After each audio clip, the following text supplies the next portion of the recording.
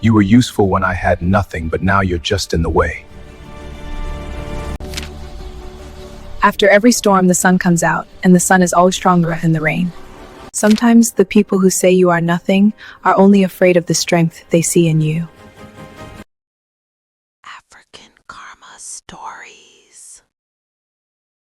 A poor pregnant wife is thrown out in the rain by her unfaithful husband. Loses her baby from the pain and cold and slowly finds healing, justice, and a new kind of love when a quiet billionaire helps her turn her sorrow into hope for many women. Hey, are you alright? You shouldn't be out here like this. I didn't know where else to go. It's okay. I've got you. Let's get you out of the rain. The night Victor threw Elena out of the house, the rain in Port City did not just fall. It beat her like the world itself was angry with her. Her clothes were soaked, her belly was heavy, and her heart felt like it had been dragged through the mud. She thought that night was the end of her story. She did not know it was the night a stranger in a black SUV would see her by the roadside and change her life forever.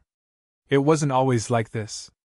Elena remembered a time when love was the smell of jollof rice simmering on a single gas burner in their tiny one-room apartment in Stonebridge. It was the sound of Victor's laughter as they shared a plate, their knees touching in the small space. Back then, he was just Victor, a young man with big dreams and empty pockets. He would hold her hand, his callous fingers tracing patterns on her palm, and tell her about the buildings he would one day design, the empire he would build. "We will leave this place, my love," he'd whisper into her hair, his voice full of a fire that warmed her to her soul. "I will give you everything. Emerald Coast, Diamond Isle, anything you want." Elena didn't care about Emerald Coast. She only cared about the man whose head rested in her lap, whose dreams felt like her own. She worked 2 jobs, one as a seamstress and another cleaning offices in the evening to pay for his university fees. She'd come home late, her body aching, and find him asleep over his books. She would quietly cover him with a blanket, her heart swelling with a fierce, protective love. She believed in him more than he believed in himself. And for a while, it seemed her belief was enough. Victor graduated with top honors. His talent was undeniable. He got a job at a prestigious architectural firm. And soon, his designs started winning awards. The money came first as a trickle, then as a flood. They moved out of Stonebridge, first to a modest flat in Highland, and then, just as he had promised, to a sprawling white duplex in Emerald Coast, with a garden and a gate that opened with a silent hum. But with every new car, every expensive suit, a little piece of the Victor she knew seemed to vanish. The fire in his eyes was replaced by a cool, calculating glint. He no longer held her hand and talked about their future. He talked about assets, investments, and people he called contacts. Their shared plate of jollof was replaced by fancy dinners at restaurants where the food was beautiful but tasteless. He stopped calling her my love. He started calling her by her name, Elena, and sometimes he didn't call her anything at all. She tried to hold on. When she found out she was pregnant, she cried with joy, thinking this baby would be the bridge back to him. This child would remind him of their beginning, of the promises made in that small room in Stonebridge. For a week it worked. Victor touched her belly, a flicker of the old warmth in his eyes. He bought tiny shoes and a beautiful wooden crib, but the flicker died as quickly as it came. Soon he was coming home later than ever, the scent of a strange sweet perfume clinging to his clothes. When she asked where he had been, his eyes would turn to stone. "I'm busy, Elena. I'm building a life for us." But it wasn't their life anymore. It was his. She was just a part of the decoration, like the expensive art on the walls he never looked at. The distance between them grew into a cold, silent chasm. Elena would sit alone in their vast living room, her hands resting on her swollen belly, and listen to the hum of the air conditioner, a sound as empty and lonely as her heart. The love they had built, once so strong and vibrant, was rotting from the inside out, and she was powerless to stop it. The end came on a Tuesday, when the Port City sky was bruised and heavy with unshed rain. Elena had spent the day preparing Victor's favorite meal, a goosey soup with pounded yam. She'd arranged the table with the good china, the ones they never used, hoping a taste of the past could fix the present. She was 7 months pregnant now, and her body felt heavy, but her spirit felt heavier. Every movement was an effort, a silent plea for him to see her, to remember her. He came home just after 10 o'clock, not alone. A woman stood beside him, tall and sleek in a dress that cost more than Elena's entire wardrobe.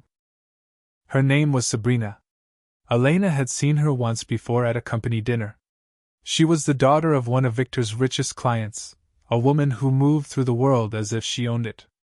Victor, Elena's voice, was a small, fragile thing in the cavernous hallway. Victor didn't look at her. He was busy helping Sabrina with her coat. Elena, Sabrina will be staying with us for a while. Staying? The word hung in the air, thick and suffocating. Elena looked from Victor's cold, averted face to Sabrina's triumphant smirk. She knew in that instant she knew everything. Staying here. Elena's hand went to her belly, a protective, instinctive gesture. Sabrina laughed, a sound like ice clinking in a glass. Oh, darling, don't look so shocked. Victor and I have been together for a long time. It's time we stopped pretending. Pretending? Elena's world tilted on its axis. She turned to Victor, her eyes begging him to deny it, to say this was all a terrible mistake. Victor, what is she talking about? I am your wife. I am carrying your child. He finally looked at her then, and his expression was one of pure chilling indifference. That was a mistake, Elena. This whole thing. He gestured around the beautiful house, the life she had helped him build. You were useful when I had nothing, but now you're just in the way. The words were a physical blow. Elena stumbled back, her hand flying to her mouth to stifle a sob. The agusi soup sat on the table growing cold. I want you out, Victor said, his voice flat. Now out. But where will I go? It's about to rain. Victor, please. That's not my problem, he said, turning his back on her. Sabrina is here now. This is her home. Sabrina walked over to the dining table, picked up a spoon, and looked at the soup with disgust. Is this what you eat? How quaint. Tears streamed down Elena's face. The shock was so profound, it left her numb. This couldn't be the same man who had once promised her the world. This couldn't be real. But it was. He went to their bedroom, his bedroom now, and returned with a small suitcase she had packed for the hospital. It was filled with tiny baby clothes, blankets she had knitted herself, and a small worn teddy bear they had bought together years ago. He threw it at her feet. The suitcase burst open, spilling its hopeful contents onto the cold marble floor. Get your things and get out, Victor repeated, his voice rising in irritation. My things? Elena whispered, looking at the scattered baby clothes. These are my things. Sabrina sighed dramatically. This is taking too long. Victor. Just make her leave. That was all it took. Victor grabbed Elena's arm, his grip hard and bruising. He dragged her to the front door, his face a mask of fury. I said, get out. He shoved her out into the humid night air. The first drops of rain began to fall, fat and heavy, hitting the pavement like tears. I don't need you or that baby, he yelled, his voice echoing in the sudden downpour. You are worthless without me. He slammed the door. The sound was final, a gunshot to her heart. Elena stood there, drenched and trembling, as the life she knew was washed away in the storm. The rain came down without mercy. It soaked through Elena's dress in seconds, chilling her to the bone. For a long time, she just stood there staring at the closed door, unable to process what had just happened. The warm lights of the house she had called home glowed behind the curtains. A cruel reminder of the life that was no longer hers. She could hear faint music, the sound of laughter, Sabrina's laughter. A wave of nausea and dizziness washed over her. She stumbled away from the gate, her mind a blank canvas of pain. Where could she go? Her family was gone. Her mother had passed away years ago, and her father, broken by a business failure he never recovered from, had followed not long after. Her friends were from her old life in Stonebridge, a world away. She had lost touch with them as Victor's world became hers. Now she had no one. She started walking with no destination in mind. The rich manicured streets of Emerald Coast were empty and silent, a stark contrast to the noisy, vibrant streets of her past. The only sounds were the drumming of the rain, the distant rumble of thunder, and the frantic beating of her own heart. Each step was a struggle. A sharp cramp seized her lower abdomen, and she gasped, pressing a hand against her belly. "It's okay, my baby," she whispered, her voice lost in the wind. "We're okay." But they weren't. She was homeless, penniless, and carrying a child whose father had just declared them both worthless. The weight of it all was crushing. She walked for what felt like hours, her cheap slippers slapping against the wet pavement. Cars sped past, their headlights cutting through the darkness, their occupants dry and warm, oblivious to the lone, pregnant figure on the side of the road. The city was a blur of lights and shadows. The farther she got from Emerald Coast, the more the world returned to the familiar chaos of Port City. The sounds of generators, of distant music from a late-night bar, of horns blaring, even in the dead of night. But tonight, the sounds didn't feel like home. They felt threatening. Every shadow seemed to hold a danger. Every passing glance felt like a judgment. The cramps in her belly were getting worse, coming in sharp, insistent waves. A cold dread colder than the rain began to creep into her heart. Something was wrong. She leaned against the wall, her legs trembling, trying to catch her breath. The world was spinning. She felt a dampness between her legs that wasn't just the rain. Panic, roar, and sharp tore through her. "No, no, please. Not now. Not my baby." She pushed herself off the wall, trying to flag down a taxi. But the drivers just sped past, unwilling to stop for a drenched, desperate woman in the middle of the night. She was losing her strength. The street lights began to blur into halos of light. The ground felt unsteady beneath her feet. She saw a pair of headlights slowing down. Hope flickered, but it was quickly replaced by fear. What if it was someone who meant her harm? But she had no choice. She was collapsing. The car, a sleek black Mercedes that looked as out of place here as she did, pulled up beside her. The passenger door opened and a man stepped out holding a large black umbrella. He was tall, dressed in a sharp suit, and his face was etched with concern. "Are you all right, madam?" he asked, his voice calm and deep. Elena tried to answer, but the words wouldn't come. Another wave of pain shot through her, and her knees buckled. She would have fallen. But the man moved quickly, catching her, his arm a steady support. "You shouldn't be out here," he said gently, shielding her from the rain with his umbrella. "You need help."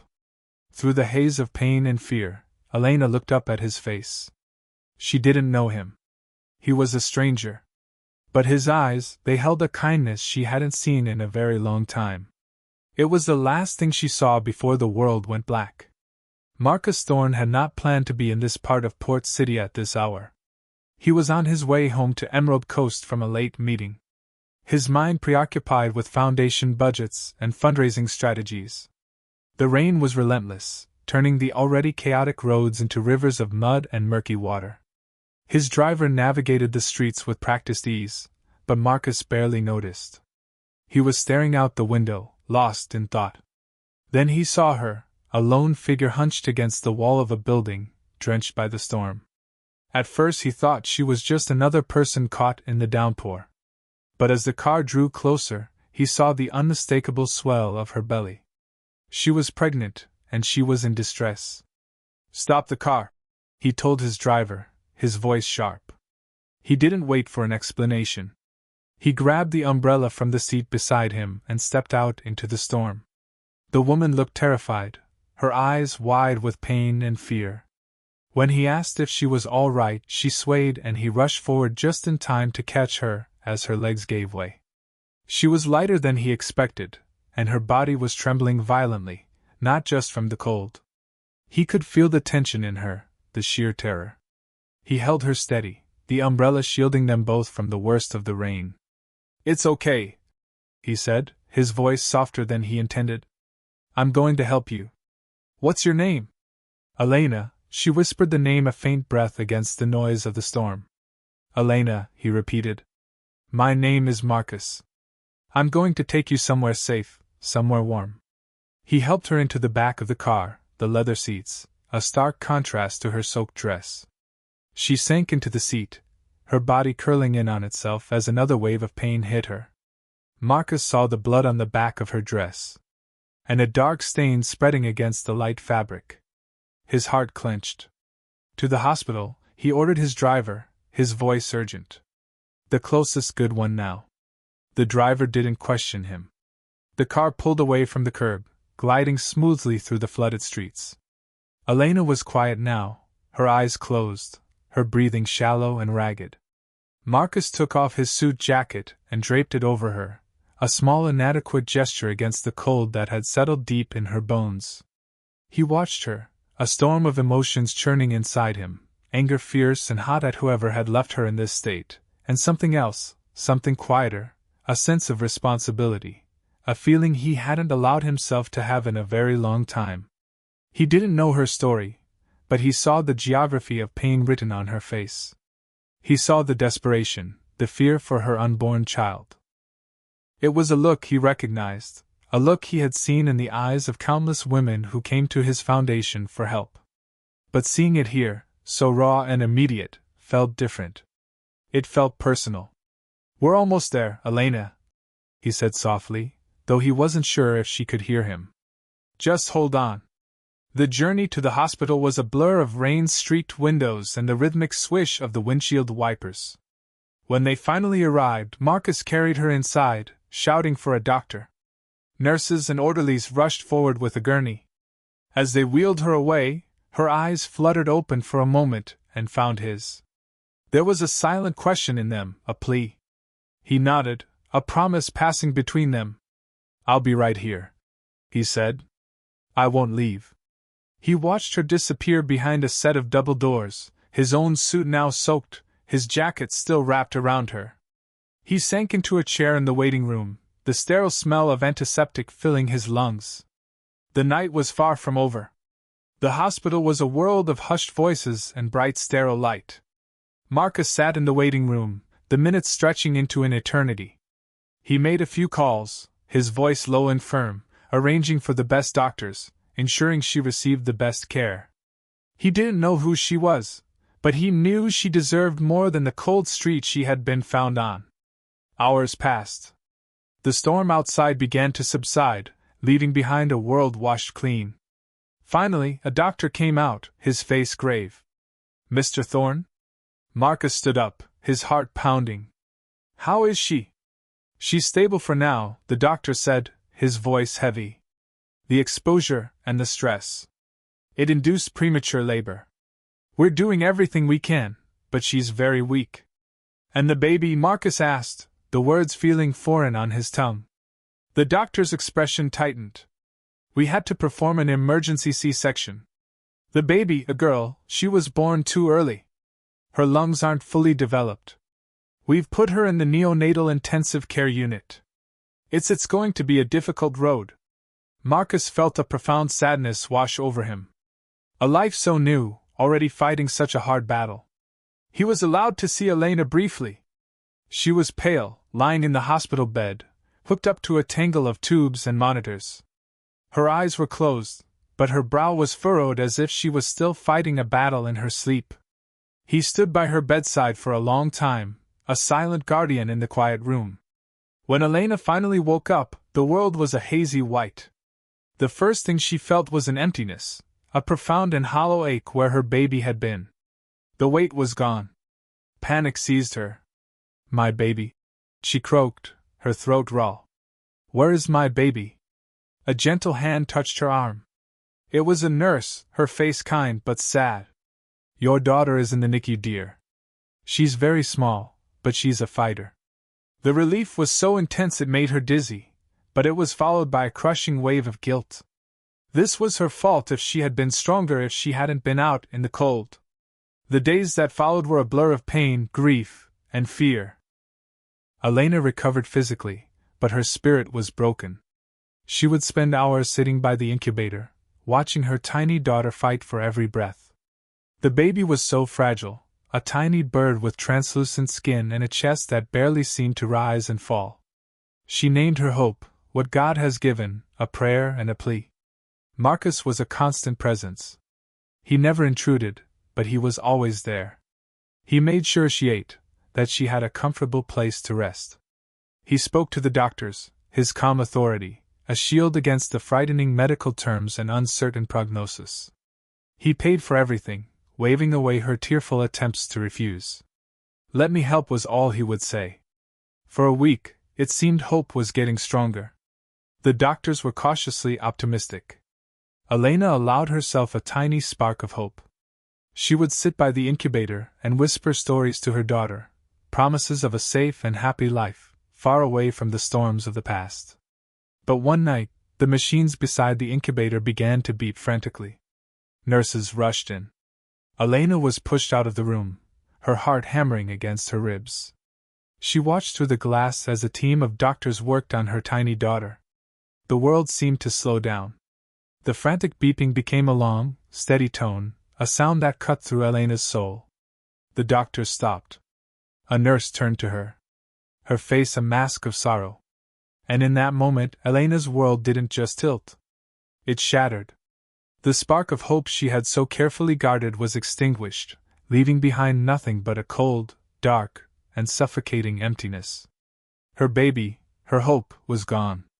The collapse was total, a silent scream that echoed in the hollow chambers of her heart. She didn't make a sound. She just sank to the floor, the world dissolving into a blackness deeper than any storm. The first few days after Hope's death were a void. Elena moved through them like a ghost, her body present, but her mind and soul adrift in a sea of grief. Marcus took care of everything. He arranged a small, quiet funeral, a service attended only by him, Elena, and a kind-faced woman he introduced as his housekeeper, Abigail. Elena stood by the tiny grave, a single white rose in her trembling hand. She couldn't cry. The tears were frozen inside her, a solid block of ice in her chest. She felt nothing and everything all at once. The guilt was a living thing, a monster that gnawed at her from the inside. She had failed her daughter. She had brought her into a world of pain and then couldn't protect her from it. After the funeral, Marcus brought her back to his mansion in Emerald Coast. He didn't ask her what she wanted to do or where she wanted to go. He simply led her to a beautiful, quiet guest room overlooking the garden. The room was filled with soft light and the bed was covered in clean white sheets. "Rest, Elena," he said, his voice gentle. "Abigail will look after you." And she did. Abigail was a woman in her late 50s with kind eyes and hands that seemed to know exactly what was needed without a word being spoken. She brought Elena trays of food that she didn't eat, cups of tea that grew cold, and fresh towels that she didn't use. She didn't cry or offer empty words of comfort. She was just there, a silent, steady presence in the overwhelming silence of Elena's grief. Elena spent most of her time in that room, staring out the window at the lush green garden. She watched the birds, the flowers, the way the sunlight filtered through the leaves, and felt a profound disconnect from it all. How could the world continue to be so beautiful when hers had ended? Sometimes she would hold the small worn teddy bear, the only thing she had left from the life before. She would press it to her face, trying to find a trace of Hope's scent of the baby she never got to hold outside the sterile walls of the hospital. The sobs would come then, silent, racking shudders that left her empty and exhausted. Marcus never pushed her to talk. He would leave books by her door or a small vase of fresh flowers on the bedside table. In the evenings, he would sometimes sit in the living room reading a book, the soft light of a lamp illuminating his face. He never asked her to join him, but his presence was a quiet invitation, a reassurance that she was not completely alone. One evening, about a week after the funeral, Elena found herself wandering through the quiet halls of the mansion. She stopped outside a closed door. She didn't know why, but she felt drawn to it. She pushed it open gently. It was a child's room, or it had been. It was pristine but empty. A small bed was perfectly made. A rocking horse stood frozen in the corner, and a shelf was lined with children's books. A thick layer of dust covered everything, as if the room had been sealed off from time itself. A wave of fresh grief hit her, so powerful it nearly brought her to her knees. She backed out of the room, closing the door softly. Later that night, she couldn't sleep. She walked out onto the balcony, the cool night air, a welcome relief. Marcus was there, standing by the railing, looking out at the city lights. He didn't seem surprised to see her. "I'm sorry," she whispered. "I didn't mean to intrude." "The room." He nodded, his gaze still fixed on the horizon. "It was my son's," he said, his voice quiet. Elena's breath caught. "I had assumed. I didn't know you had a son." "He passed away," Marcus said. The words simple but heavy with years of pain a long time ago with his mother. And for the first time, Elena understood the sadness in his eyes, the quiet way he carried himself, the dust-covered room. It was all a reflection of a grief as deep as her own. He wasn't just a kind stranger. He was a man who knew what it was to lose everything. He was a quiet protector because he knew what it felt like to be unprotected. In that shared unspoken sorrow, a tiny, fragile bond began to form between them. Weeks turned into a month. Elena's physical wounds healed, but the wound in her heart remained raw. The large, silent house in Emerald Coast became her sanctuary. She still spent much of her time in her room, but slowly, tentatively, she began to venture out. She would walk in the garden, the feel of the soft grass under her feet, a small anchor to the real world. She'd sit by the pool, not swimming, but just watching the water ripple in the breeze. The house was run with quiet efficiency by Abigail and a small staff. They were always polite, but Elena felt their curious glances. She knew what they must be thinking. Who was this woman that Mr. Thorne had brought into his home, into his fiercely private world? She felt like an imposter, a ghost haunting someone else's life. Marcus continued to keep his distance, giving her the space she needed to grieve. But his quiet acts of care never stopped. One day, she found a sketchbook and a set of charcoal pencils on the table in her room. There was no note, but she knew they were from him. She remembered telling him once, in a rare moment of conversation, that she used to love to draw. She picked up a pencil, her fingers clumsy at first. She started sketching the flowers in the garden, the play of light on the water, anything to occupy her hands and quiet the relentless loop of grief in her mind. The drawings weren't very good, but the act of creating something, anything, was a small step towards feeling alive again. It felt like learning to breathe after holding her breath for too long. One afternoon, Abigail found her in the kitchen staring blankly at the stove. "You miss cooking?" the older woman said, her tone gentle. It wasn't a question. Elena nodded, a lump forming in her throat. "It's all I knew how to do for him." Abigail placed a comforting hand on her shoulder. "You cook for yourself now, my dear. You cook because it brings you peace. You cook to remember that you are still here." The next day, Elena asked if she could help in the kitchen. Abigail agreed without hesitation. They worked in comfortable silence, chopping vegetables, stirring pots. The familiar smells of onions and garlic, of simmering stews and baking bread began to fill the sterile emptiness inside Elena. It was a small thing, but it was something.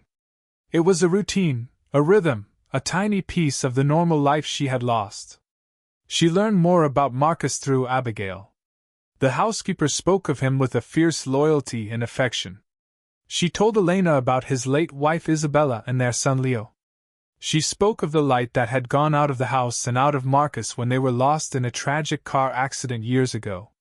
He closed himself off after that. Abigail said, her voice sad. He poured all his energy into his work, into his foundation. He helps so many people, but he never lets anyone help him. She looked at Elena then, a knowing look in her eyes.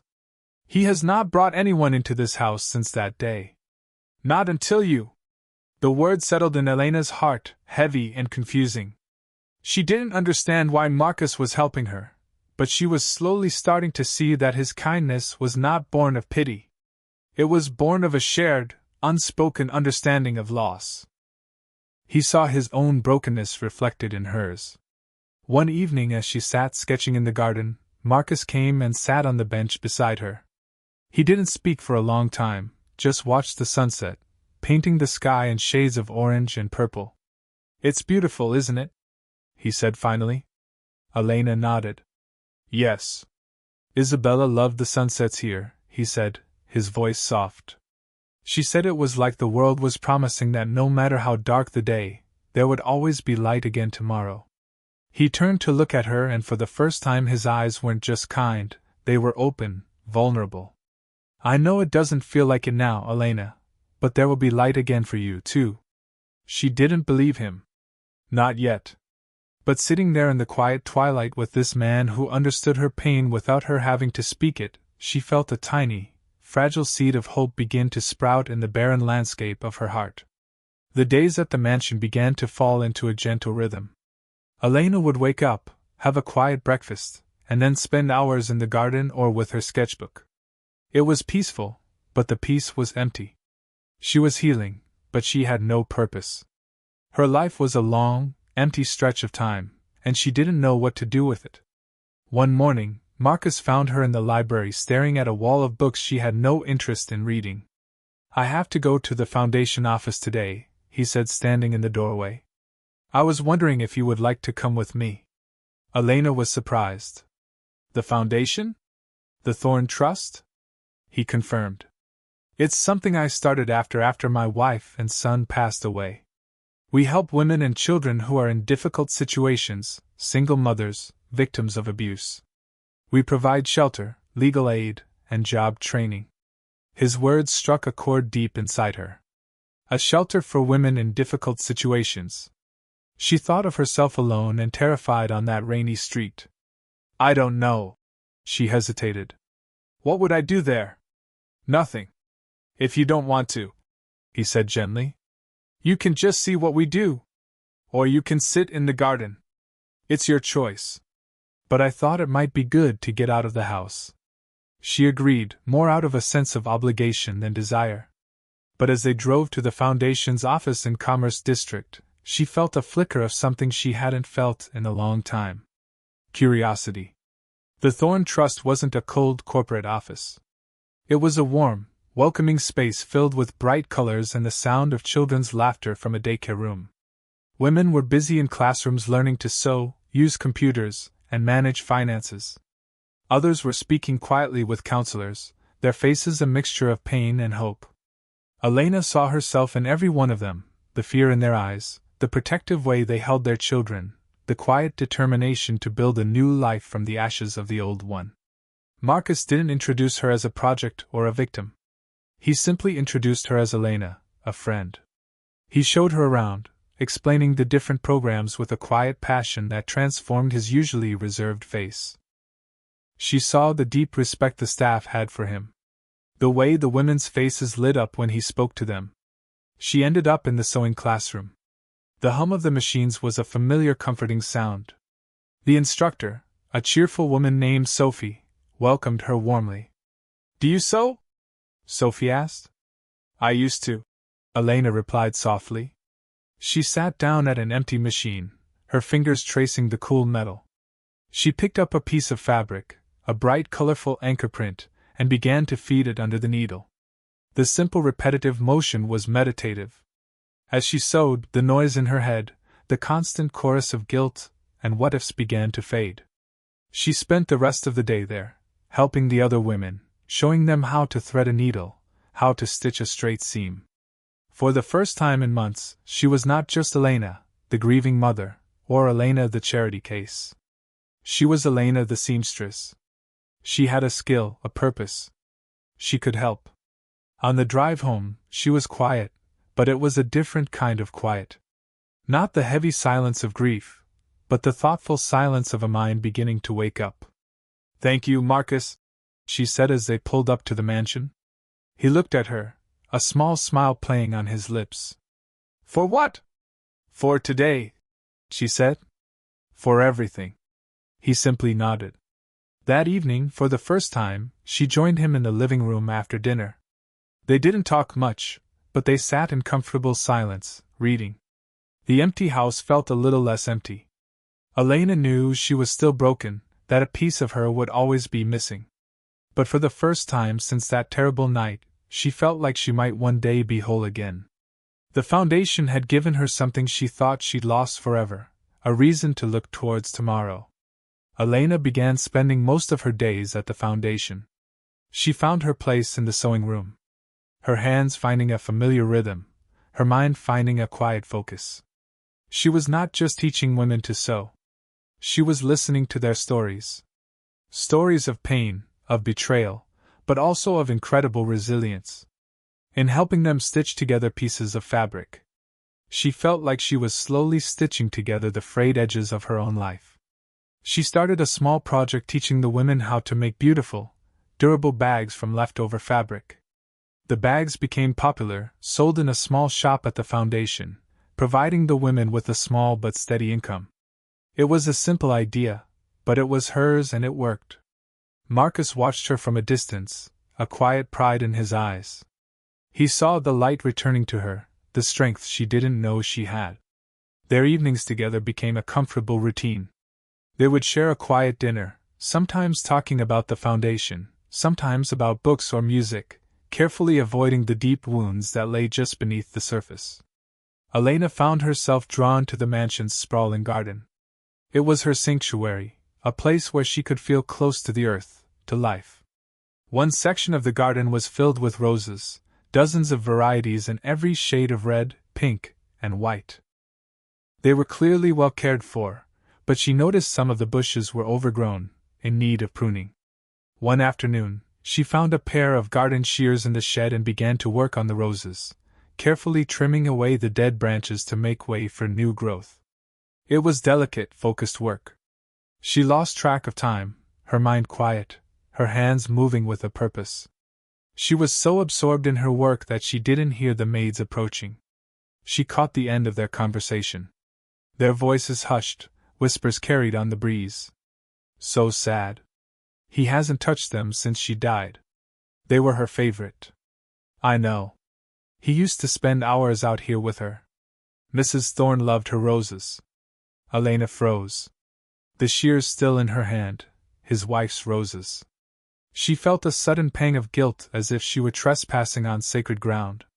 She was about to put the shears away when she heard Abigail's voice firm and clear. Let her be. The roses need care, and so does she. The maids fell silent and moved on. Elena stayed there, kneeling in the dirt, a single perfect white rosebud in front of her. She thought of the dust-covered room upstairs, of the sadness in Marcus's eyes that he tried so hard to hide. He had built this fortress of a house, this foundation to help others, all to manage a pain so deep it had frozen a part of his life and time. She continued her work, but now it felt different. It was no longer just a distraction. It felt like an act of care, of quiet understanding. She was tending to his wife's roses, bringing life back to something that had been neglected in the wake of grief. That evening, when Marcus came home, he found her sitting on a bench in the rose garden, the setting sun casting a golden glow around her. The bushes were neatly trimmed, the ground cleared of weeds. He stopped, his eyes taking in the scene. He didn't say anything about the roses. He just looked at her, and in his gaze she saw a flicker of something she couldn't quite name. It wasn't just gratitude. It was a shared recognition, a silent acknowledgement of the parallel grief they both carried. They look beautiful, Elena, he said finally, his voice low. They just needed a little help, she replied softly. He sat down on the bench, leaving a respectable distance between them. So do we all sometimes. They sat in silence as the sky deepened to indigo. It was in these quiet moments that Elena felt the strongest connection to him. He didn't try to fill the silence with empty words. He simply sat with her, sharing the weight of it. They were two lonely souls brought together by a storm, finding a strange, fragile comfort in the garden of a woman they had both, in their own ways, lost. The sadness was still there, a constant hum beneath the surface. But for the first time, it didn't feel like an isolating force. It felt like a bridge. As Elena's confidence grew, so did her role at the foundation. Marcus began to trust her with more responsibility. Not just in the sewing room, but in helping to manage the day-to-day operations. She had a natural talent for organization and a deep empathy for the women, and the foundation thrived under her quiet care. Her life had found a new steady rhythm. The days were filled with purpose, and the evenings were filled with the quiet companionship of Marcus. The mansion in Emerald Coast no longer felt like a stranger's house. It felt like a haven. But the mystery of Marcus's past and its connection to her own lingered in the back of her mind.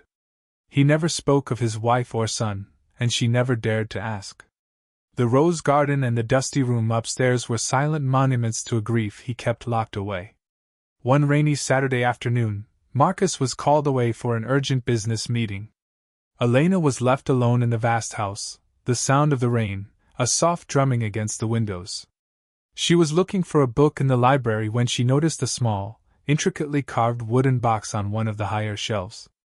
It seemed out of place among the leather-bound volumes. Curiosity got the better of her. She stood on a small stool and carefully took the box down.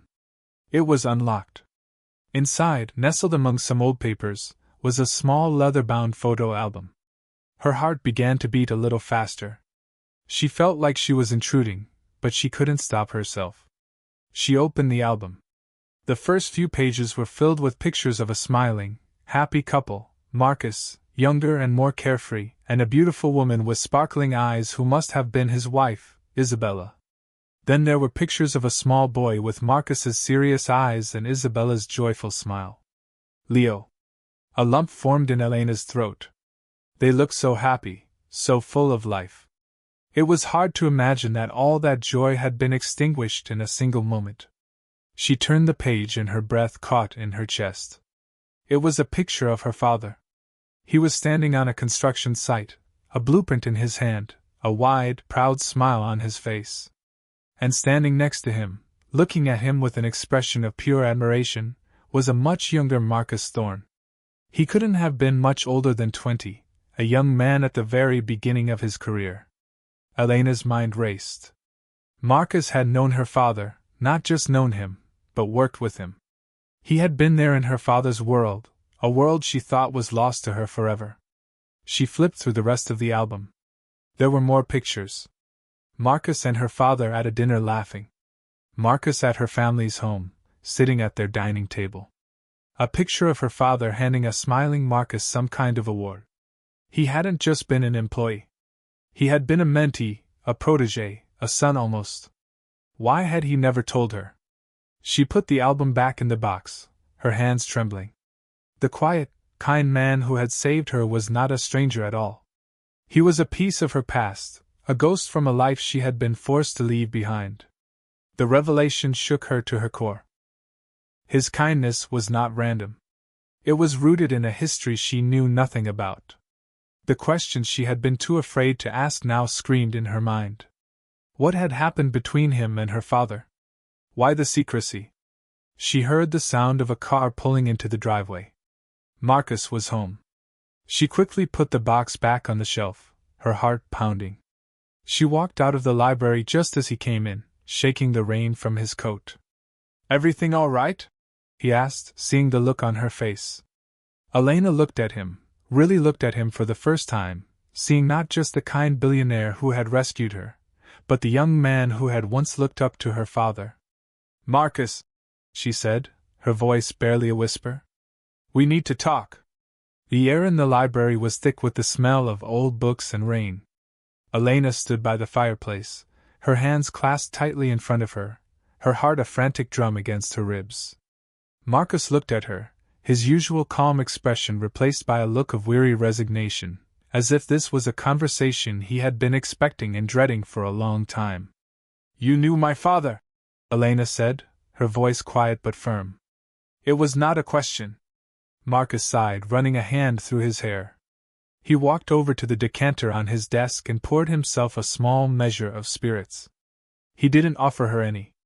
"Yes, Elena," he said, his back still to her. "I knew him. He was more than just someone you knew," she pressed on, her voice gaining strength. "He was your mentor, wasn't he? I saw the pictures." He turned around then, his eyes dark with memories. "He was the best man I ever knew. He gave me my first chance when no one else would. He taught me everything I know about business, about integrity. Then why didn't you tell me? She asked, the hurt evident in her voice. All this time you let me believe you were a stranger. Because it was complicated, he said, his voice laced with an old pain. And because I failed him. Elena frowned. Failed him? What are you talking about? Your father's company. It didn't just fail, Marcus explained, his gaze distant. It was destroyed deliberately from the inside. He told her the story about a brilliant but ruthless young employee your father had hired, an ambitious man named Victor. Victor had been her father's protégé before Marcus. But his ambition was poisoned with greed. Marcus and her father had brought Victor into a major development deal, trusting him with the finances. Your father trusted him completely, Marcus said, his voice bitter. We both did. But Victor was siphoning money, creating fake invoices, and laundering funds through shell companies. He bled the project dry. By the time we discovered the fraud, it was too late. The company was bankrupt. The investors pulled out. Your father lost everything. Elena sank into a chair, her mind reeling. Victor, the man she had loved, the man she had supported, had been the one to destroy her father. Why wasn't he arrested? She whispered. Your father wouldn't allow it, Marcus said sadly. He was a proud man. He couldn't bear the public shame, the scandal. He chose to absorb the loss himself, telling everyone it was a series of bad investments. He made me promise to never speak of it. The stress, it broke him. He was never the same after that. Tears welled in Elena's eyes. Her father hadn't failed. He had been betrayed. And the man who betrayed him was the same man who had thrown her out into the street. After your father passed away, Marcus continued, his voice softer now, I tried to find you. I wanted to honor my promise to him to make sure you were taken care of. I owed him that much. What happened? I found out you had married Victor, he said, the name tasting like ash in his mouth. I couldn't believe it. I sent letters. I tried to call. I even reached out to your mother, but I never got a response. Victor told me you wanted nothing to do with your father's past. He said you had moved on and didn't want any reminders of his failure. I believed him. I respected what I thought were your wishes, and I backed away. The pieces clicked into place, forming a horrifying picture. Victor hadn't just destroyed her father. He had isolated her, cutting her off from the one person who might have helped her, who could have told her the truth. He had built his new life on the ruins of her old one. And he had made sure she would never find her way back. She looked at Marcus, her heart aching for him, for her father, for the years they had all lost to Victor's lies. The promise wasn't broken by Marcus. It was stolen by Victor. He lied, Elena said, her voice shaking with a cold rising anger. He lied about everything. A few days later, the past came knocking. Literally. Elena was arranging a bouquet of flowers in the grand entryway when the intercom buzzed. It was the security guard at the gate. Madam, there is a man here asking to see you. He says his name is Victor. Elena's blood ran cold. The vase of flowers slipped from her hands, shattering on the marble floor. Water and white lilies scattered at her feet. Victor, here. Abigail rushed in at the sound of the crash. My dear, are you all right? She saw the look on Elena's face and knew instantly. Tell them he is not welcome here, she said fiercely to the intercom.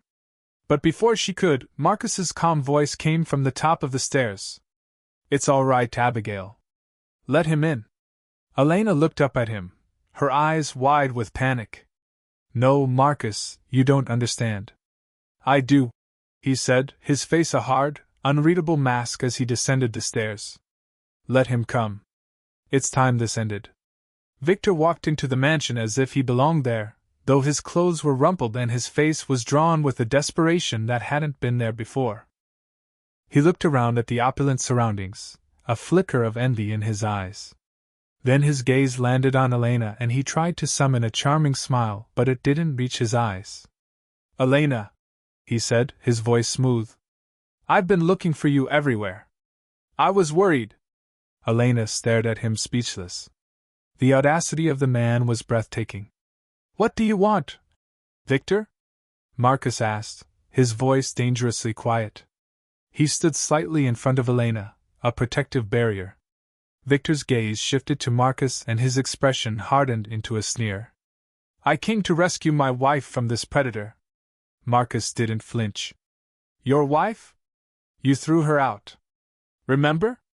I made a mistake, Victor said, turning back to Elena, his voice dripping with fake sincerity.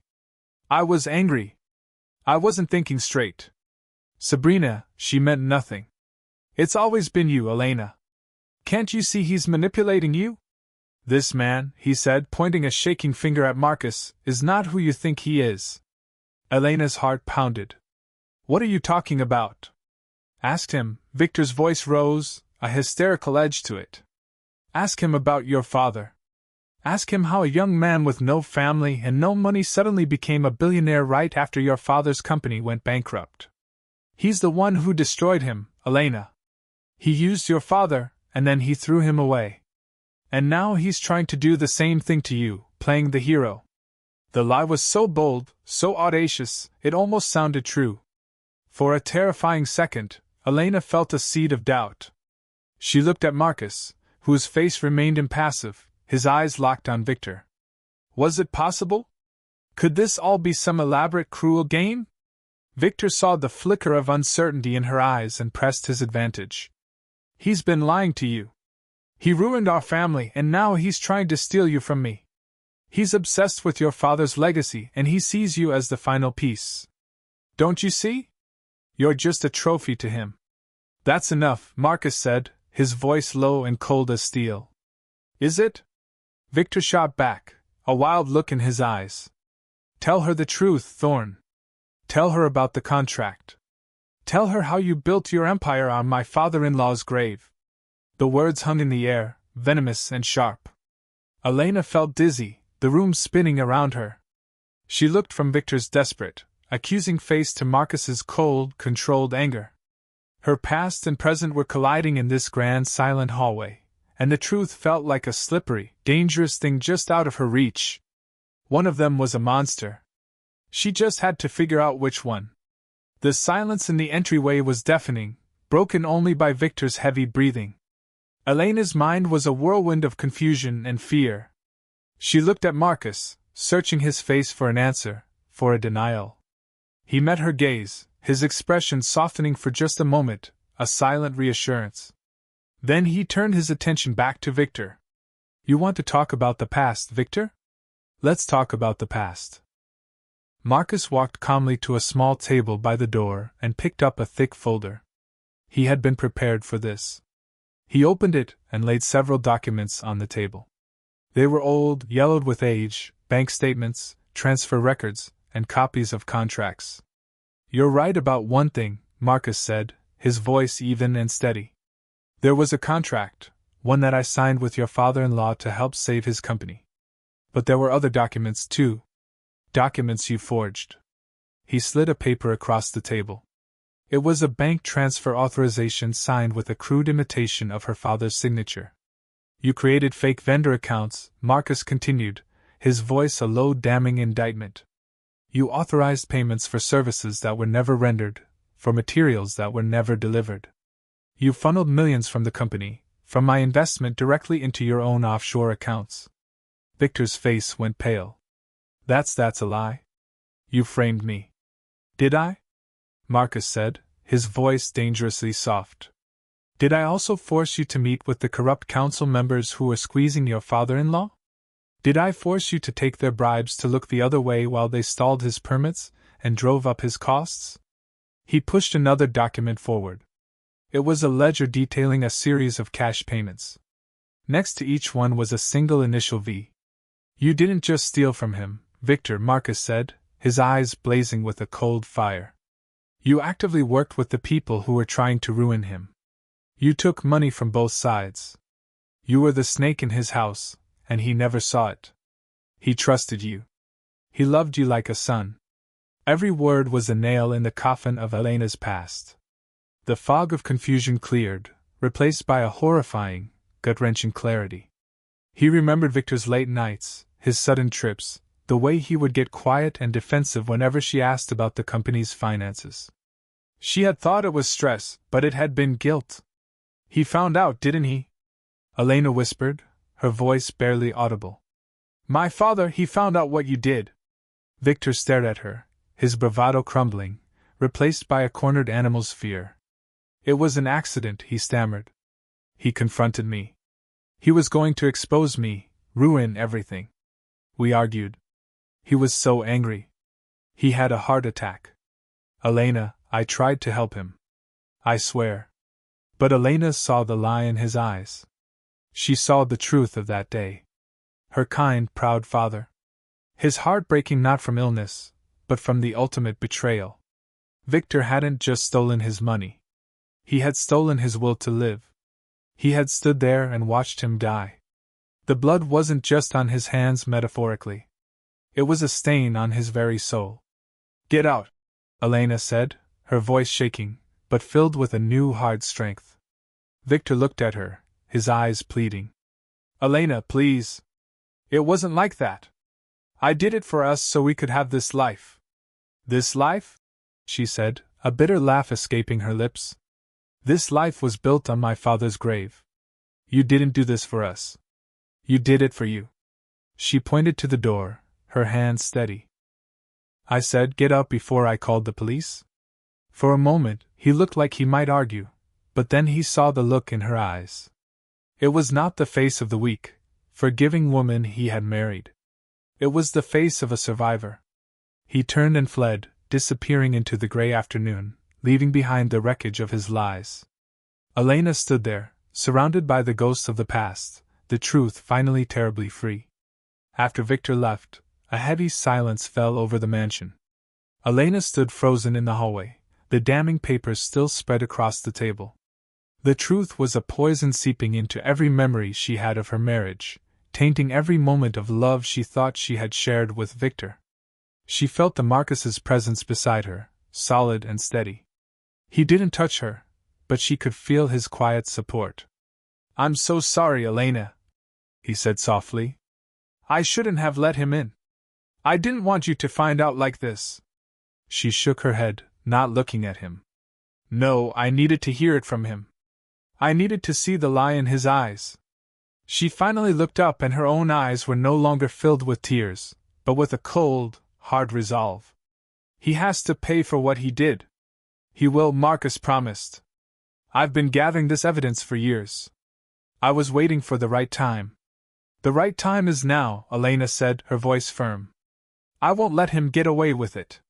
Not just for me, but for my father, for his name. In the days that followed, something inside Elena shifted. The grief was still there, a constant ache in her chest. But it was no longer a paralyzing fog. It was fuel. The image of her father, betrayed and broken-hearted, gave her a strength she didn't know she possessed. She was no longer a victim of her circumstances. She was the keeper of her father's legacy. She and Marcus spent hours in his study going over the evidence. Marcus had hired the best private investigators, meticulously tracing every cent Victor had stolen. They had bank records, forged documents, and even a secret recording of Victor admitting his crimes to a business associate years ago. It's enough to put him away for a long time, Marcus said, looking at the pile of evidence. But a prison sentence isn't enough. People need to know the truth. Your father's name needs to be cleared. Elena nodded. He deserves that. He was a good man. He didn't deserve to be remembered as a failure. An idea began to form in her mind. A plan born of pain and a desire for justice. The annual Thorne Trust Charity Gala was just a few weeks away. It was one of the biggest social events of the year in Port City. Attended by the city's elite, business leaders, politicians, and the media.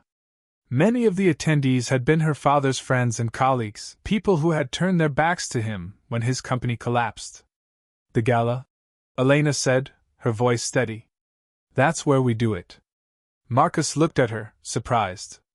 Elena, that's a very public stage. Are you sure you're ready for that? I'm not the same woman you found in the rain, Marcus, she said, and she knew it was true. He tried to break me. He took my baby. He took my father's reputation. I won't let him take my voice, too. He needs to face the world he was so desperate to impress. He needs to be exposed in front of everyone. A slow smile spread across Marcus's face, a genuine smile that reached his eyes. He saw the strength in her, the fire that had been buried under so much pain. "All right," he said, his voice filled with admiration. "We'll do it your way." They began to plan. It was a risky strategy, but it was a powerful one. They would use Victor's own greed and arrogance against him. Marcus made a call, his voice calm and persuasive, setting the trap. He would invite Victor to the gala under the pretense of a potential new business deal. A chance to get back on his feet. "He won't be able to resist," Marcus said, hanging up the phone. "The chance to be back in the spotlight, to network with the rich and powerful. It's like a drug to him." Elena felt a tremor of fear, but she pushed it down. This was not about revenge. It was about justice. It was about taking back the narrative that Victor had stolen from her and her father. She would no longer be the worthless wife he had thrown away. She would be the woman who brought him down. The tears were done. It was time for justice. The night of the gala arrived, glittering and grand. The ballroom of the Grand Plaza Hotel was a sea of sparkling chandeliers, expensive champagne, and the city's most influential people. Men in sharp tuxedos, and women in shimmering gowns mingled, their laughter echoing off the high gilded ceilings. Elena stood in the shadows of a grand pillar, her heart pounding. She wore a simple but elegant deep blue gown that Marcus had insisted on buying for her. It was the first time she had dressed up in years, and she felt like a stranger in her own skin. She looked at her reflection in a nearby window, a woman she barely recognized, her face pale, but her eyes burning with a fierce determination. Marcus stood by her side, a solid, reassuring presence. He looked impossibly handsome in his tuxedo, but his eyes were watchful, scanning the crowd. "He's here," Marcus murmured, his voice low. Elena followed his gaze. Victor was standing near the bar, a glass of champagne in his hand, a confident smirk on his face. He was talking to a group of men, laughing and gesturing as if he owned the room. He had taken the bait perfectly. The plan was simple. Marcus had arranged for Victor to meet a potential investor in a quiet, secluded alcove. The investor was actually one of Marcus's most trusted employees, a man named Liam, who was wired with a hidden microphone. The entire conversation would be recorded and streamed live to the large screens in the ballroom. "Are you ready?" Marcus asked, his hand gently touching her elbow. Elena took a deep breath. "Yes." She watched as Marcus approached Victor, his smile polite, but his eyes like ice. He clapped Victor on the shoulder, a friendly gesture that was anything but. "Victor, my friend, so glad you could make it. There's someone I'd like you to meet." He led a pining Victor towards the alcove where Liam was waiting. Elena's job was to stay out of sight until the right moment. The waiting was agony. Every minute felt like an hour. She could hear the murmur of the crowd, the clinking of glasses, the soft music of the string quartet. It all felt surreal, like a scene from a movie. Then the lights in the ballroom dimmed. A hush fell over the crowd as Marcus stepped onto the stage. The large screens behind him, which had been displaying the Trust logo, flickered to life. The faces of Victor and Liam appeared, broadcast for all to see. Victor, fueled by champagne and his own ego, was in his element. He didn't notice the cameras. He was too busy bragging. "The key to success," Victor was saying, swirling his drink, "is knowing when to cut your losses. Take my old father-in-law for example. A good man, but sentimental. He trusted people too easily." Liam leaned in. "I heard he had a partner who betrayed him." Victor laughed. A loud, ugly sound. "A partner? No, that's the official story Thorne likes to tell. The real story is much better." He took a long sip of champagne. "The old man had a brilliant protege. Me. I was the one running the numbers. I saw where the money was and I took it. He trusted me with everything. signed whatever I put in front of him. By the time he realized what was happening, it was too late. He had a heart attack right there in his office. It was almost poetic. A collective gasp went through the ballroom. People turned to stare at the screen, their faces a mixture of shock and disgust. On the screen, Victor was still talking, oblivious. And the best part, he continued, a cruel smile on his face. I married his daughter, got the family name, and what was left of his reputation. She was a naive little thing, believed every lie I told her. Even after I threw her out, she's probably still somewhere crying her eyes out. That was her cue. Elena stepped out from behind the pillar, her head held high. She walked slowly, deliberately towards the stage. A path cleared for her, the crowd parting like the Red Sea. Everyone was staring, whispering. Victor finally looked up at the screens, his face draining of all color, as he saw his own confession playing out for the world. He turned and his eyes met Elena's. The confident smirk was gone, replaced by pure, unadulterated terror. The trap had been sprung. As Elena walked towards the stage, a powerful silence fell over the grand ballroom. The only sound was the echo of Victor's voice from the screens, his cruel words hanging in the air like a poisonous fog. Every eye was on her. She felt their pity, their shock, their morbid curiosity. But she didn't flinch. She kept her gaze locked on Victor. He stood frozen in the alcove, his face a mask of disbelief and horror. The champagne glass slipped from his fingers and shattered on the floor, the sound unnaturally loud in the quiet room. Elena reached the stage and took the microphone from Marcus's hand. Her own hand was perfectly steady. She looked out at the sea of faces. The powerful, the wealthy, the people who had once admired her husband and pitied her father. My name is Elena Voss, she began, her voice clear and strong, resonating through the silent hall. For years you have known my father, Mr. Voss, as a man who failed in business. Tonight you heard the truth. She turned her gaze to Victor, who was now being flanked by hotel security. The man you see on that screen did not just steal money. He stole a good man's name. He stole my father's life, and he tried to steal mine. Tears welled in her eyes, but she did not let them fall. He told me I was worthless. He threw me out, pregnant and alone, into the storm, and in that storm, I lost my child. A wave of murmurs and gasps swept through the crowd. This was more than a business scandal. This was a tragedy. But I am not worthless, Elena continued, her voice ringing with a strength she never knew she had. My worth was never tied to him, or his money, or this life he built on lies. My worth comes from here, she placed a hand over her heart. It comes from my father's memory. It comes from the memory of my daughter. And it comes from the strength to stand here tonight and speak the truth. Just then, the grand doors of the ballroom burst open.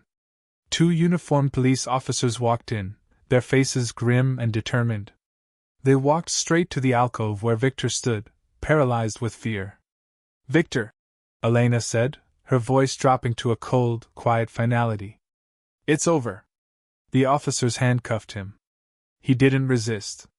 All the fight had gone out of him. As they led him away, his eyes found hers one last time. They were filled with a desperate, pathetic plea. But Elena felt nothing.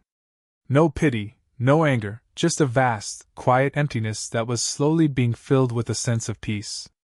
The crowd erupted in applause, a thunderous wave of support. Marcus came to her side, his hand resting gently on her back. You did it, he whispered, his voice thick with emotion. Elena looked at him, a single tear finally tracing a path down her cheek. It wasn't a tear of sadness. It was a tear of release.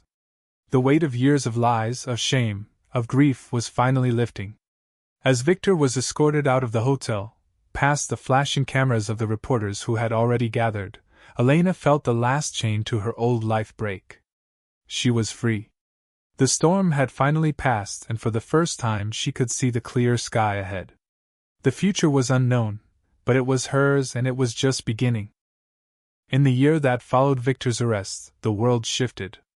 The scandal was the talk of Port City for months. The trial was swift. With the mountain of evidence Marcus had collected, and Victor's own public confession, the verdict was never in doubt. He was sentenced to a long prison term for fraud, embezzlement, and a string of other financial crimes. The money he had stolen, what was left of it, was recovered. Elena wanted none of it for herself. Instead, she used the recovered assets along with a significant contribution from the Thorne Trust to bring a long-held dream to life. In a quiet leafy corner of Stonebridge, the neighborhood where her story began, she opened a shelter. She called it the Pure Spirit House in memory of her daughter Hope. It was a haven, a place of hope for women who had known only storms. It wasn't just a shelter. It was a community. There was a daycare filled with the sounds of children's laughter, classrooms for job training, and a large, bright sewing workshop where Elena taught women the skills to build their own futures, one stitch at a time. The bags they made became a symbol of their resilience. Sold across Port City and beyond. Elena poured her heart and soul into Pure Spirit House. She was no longer just a survivor. She was a leader, a mentor, a source of strength for others. The pain of her loss was still there, a quiet ache that would never fully disappear. But she had transformed it into a legacy of hope. Throughout it all, Marcus was by her side. He was not a savior swooping in, but a partner, a quiet, steady presence. He advised her on the business side of the foundation, helped her navigate the legal paperwork, and listened patiently as she talked through her plans and her fears. Their relationship grew slowly, gently, like the roses in his garden. It was built not on grand romantic gestures, but on shared cups of tea in the quiet evenings, on comfortable silences, on the mutual respect of two people who had seen the worst of the world, and had chosen to build something beautiful from the rubble.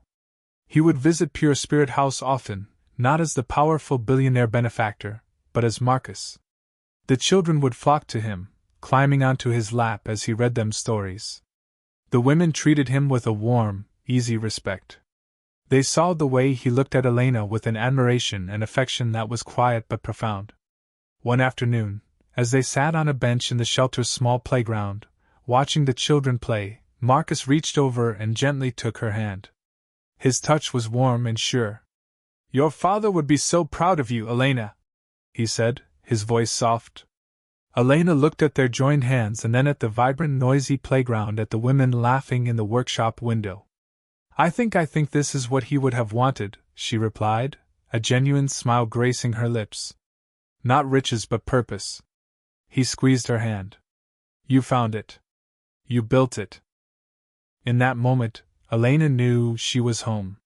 It wasn't a mansion in Emerald Coast or a small room in Stonebridge. Home was this feeling of peace, of purpose. It was the sound of children laughing, the hum of sewing machines, and the steady, reassuring presence of the man sitting beside her.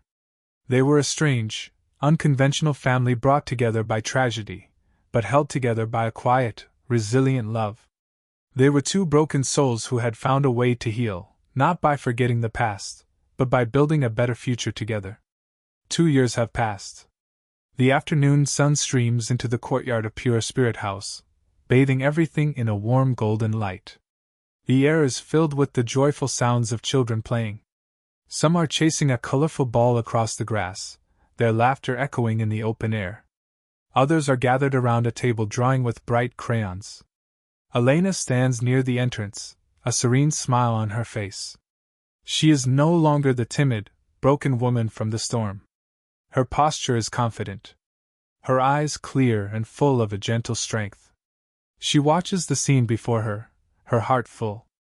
A small girl, no older than 6, with wide, frightened eyes, approaches her, clutching a tattered doll. She is a new arrival, her mother having fled an abusive home just the night before. "Auntie," the little girl whispers, her voice trembling, "is it always sunny here?" Elena kneels down so she is at eye level with the child. She gently tucks a stray braid behind the girl's ear. "No, my dear," she says softly. "Sometimes it rains. Sometimes there are big storms." The little girl's eyes widen with fear. But Elena continues, her voice a warm, reassuring melody. "After every storm, the sun comes out, and the sun is always stronger than the rain. Here we learn how to wait for the sun, and we learn that we are strong enough to stand in the rain until it comes. She gives the little girl a gentle hug, and for the first time the child's tense shoulders relax a little. A shadow falls over them and Elena looks up. Marcus is standing there, a soft, loving smile on his face. He extends his hand to her. She takes it, her fingers lacing with his. It feels natural, right?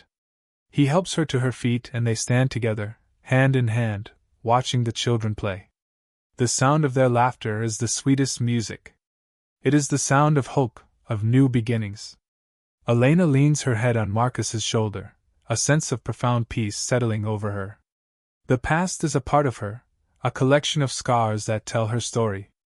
But it is no longer her whole story. The storm did not break her. It washed away a life that was not truly hers and led her here to a purpose greater than she could have ever imagined and to a love that was quiet, steady, and true. Together they watched the sun begin to set, painting the sky in brilliant hues of orange and pink, promising as always that a new day will come. Sometimes the people who say you are nothing are only afraid of the strength they see in you. Your value does not come from any human being. It comes from God and from the kindness and courage inside you.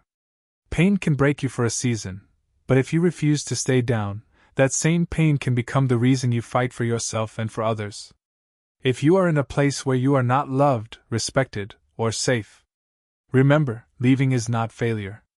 It may be the first step to the life you truly deserve. You are not rubbish. You are not alone. You are worthy of love, peace, and a fresh start. If you loved this story and it touched your heart, please join my YouTube membership and support this channel. Your support helps these stories reach more people who need hope, courage, and a gentle reminder that their story is not over yet. Thank you for being part of this family.